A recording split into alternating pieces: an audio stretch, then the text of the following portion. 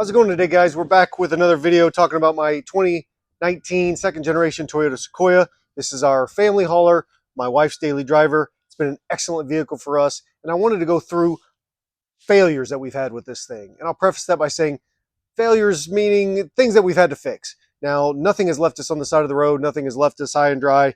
These are just some things that I'm a little bit anal and ridiculous about my vehicle maintenance, particularly ones that, like I said, my wife drives, or that we're getting in. We're going to Florida. We're going out west to Colorado or Utah or wherever, and we're driving at 1,000 miles at a time.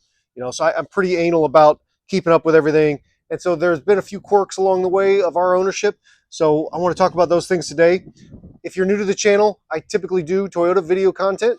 I have a 2019 Toyota Tundra, and then this 2019 Sequoia. I've also daily drive a Toyota Camry. There has been roughly 6 things that have failed on this thing. And again, failures is, take that for what it's worth. The first thing is HVAC blower motor. And that thing started squeaking, probably last summer. These things have the auto climate control system.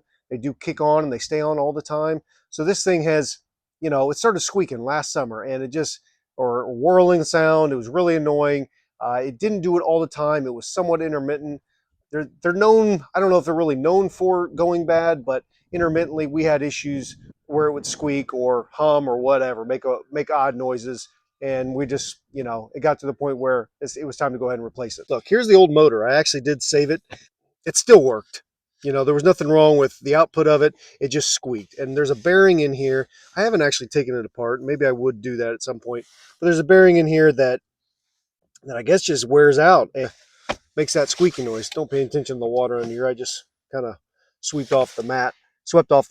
But there's a cover plate under here, and then there are 3 bolts that hold this thing in.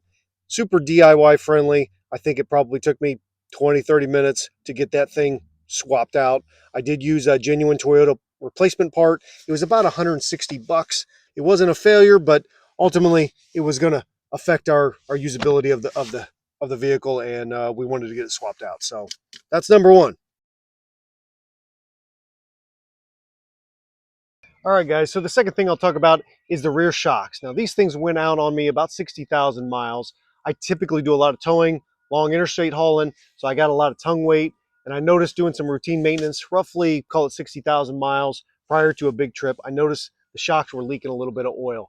Were they terrible? Were they bad? Were they, porpoising the truck or causing a lot of bounce? No, they really weren't. Not that I noticed anyways. This Sequoias do have a adjustable rear shock, sport, comfort, and then I think just a normal mode. There's a dial in the cab that you can control that with. I have never noticed any difference using that feature. So I went with a Bilstein 5100 shock. I went ahead and changed them out, just basically bypassed it. It doesn't give you any kind of warning lights or anything like that if you do that. And so I put 5100s on this thing. It took me about a half an hour each side. It wasn't a big deal. If you have any mechanical knowledge, you should be able to do it. That's been great so far. I did notice a little bit difference just kind of in trailer control when towing since the change out. But these things probably now have about, I don't know, 5,000 to 10,000 miles on them. And so far, so good. That's been a pretty good upgrade. I do have the original stock suspension. Otherwise, on the stock ride height, this is the Platinum model. So it does have the rear airbags. That does help support it and bring it up when I do have heavier loads or I'm pulling a trailer. So, all right, guys, so the third thing on the list is alignment. Now, alignment on these things goes out pretty frequently, as I've learned. They have a rear independent suspension setup on these, and the original stock tires that came on this vehicle were a Bridgestone Alenza highway tire, and I never paid any attention to the alignment. It was a brand new vehicle. I'm like, yeah, that's good to go. But especially on the rear, I noticed they were wearing more on the inside than they were on the outside, and that became very prevalent as we continued on with the miles. And I ended up changing them out. I knew I was going to go with something beefier with these BFG KO2 tires. So look, I used it as an excuse to replace it, but I then made sure to constantly check alignment. Now, I posted a couple of alignments on previous like Facebook groups or whatever, and they had suggested, and I'll put this on there, they had suggested making sure your rear camber was always around 1.0, negative 1.0. And what that does is it allows the tire to sit more vertically, more squarely on the pavement surface. So I think it shows within spec anywhere from -5 all the way up to maybe 2.0, something like that. I'm not really sure. But anyways, when I had gone online, looked at a Facebook group, and those guys suggested keep it around -1, and you shouldn't have a problem. And I did that, and I haven't had a problem. It's been great. So that would be my advice. Check your alignment. For me, I have a local tire shop up here that warranties alignments for up to 1 year, something like that. So I think it was 120 bucks for the initial alignment, and then you can have it checked and rechecked as many times as you'd like, depending on your mileage. So I typically try and check it once every 5 to 10,000 miles. Now I'm guilty. This thing is, I actually haven't had it in since November of 2023. So this thing is definitely due in for an alignment check. But as you'll see with these tires, I don't have any abnormal wearing with these BF Goodrich. Maybe it is the tire that is just better. I do keep them rotated more frequently, typically 5,000 mile at the oil change mark, maybe 10,000 miles, just depending on what's going on and how often I can get it done. All right, guys, so the two last things on the list are relatively minor. Number one being I had a fuel pump replacement done on this thing. It was actually covered under warranty. This was a recall done on 2019, I believe, Toyota Tundras, Sequoias, for a low pressure fuel pump issue. I don't know how many was affected by that, but I wasn't actually having an issue with this thing. Again, I was getting ready to take it on a long trip, so I wanted to make sure it was good. Certainly, with the wife driving it most of the time, I don't want her any issues, fuel related or otherwise. So I went ahead and I took it in. They dropped the fuel tank. It is in the tank.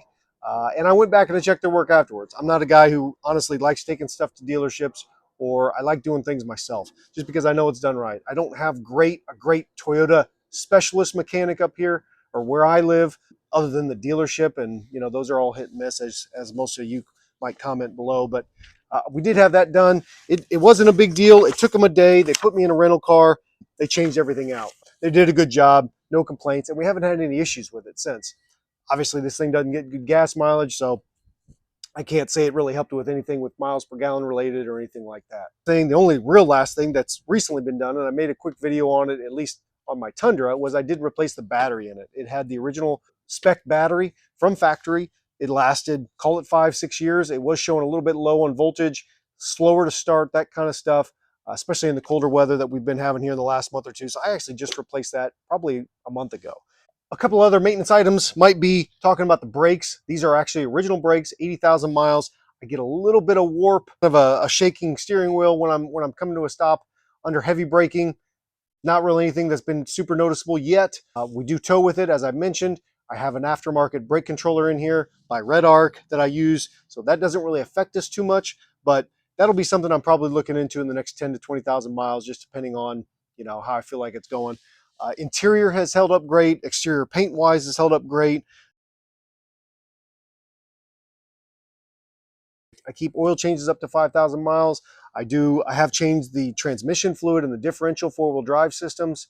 All those fluids have been changed out on this thing. It is probably coming up due for another one. I changed those around 60,000 miles. I'll probably go through and do a 90,000 mile change out again, just because, again, my use case is towing, a lot of long travel.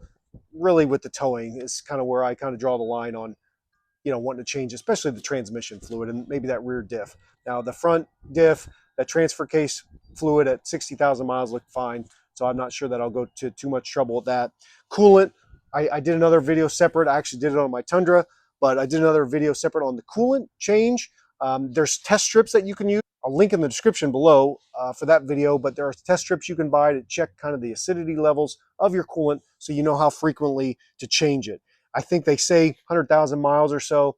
That's kind of what the test strip showed. It showed that it was still mostly in the good category. It was not very acidic, if any at all. I have not worried about the coolant on this thing yet. If you're familiar with these engines, the 5.7s, they have something called the valley plate leak, which is a result of the heat exchanger and how they use a sealant, a gasket sealant it's right underneath the intake manifold. If you don't change your coolant frequently, that's been known to leak. And I don't know whether there's any hard evidence to prove that more frequent coolant changes or whatever will prevent it. I think it will. It's not a matter of if, it's just really when. But I think you can prolong it a little bit longer if you are up to date on your coolant changes and certainly making sure it's not acidic. Thanks for watching. If you haven't already, comment, subscribe, like down below, and we'll catch you guys on the next video. Thanks again.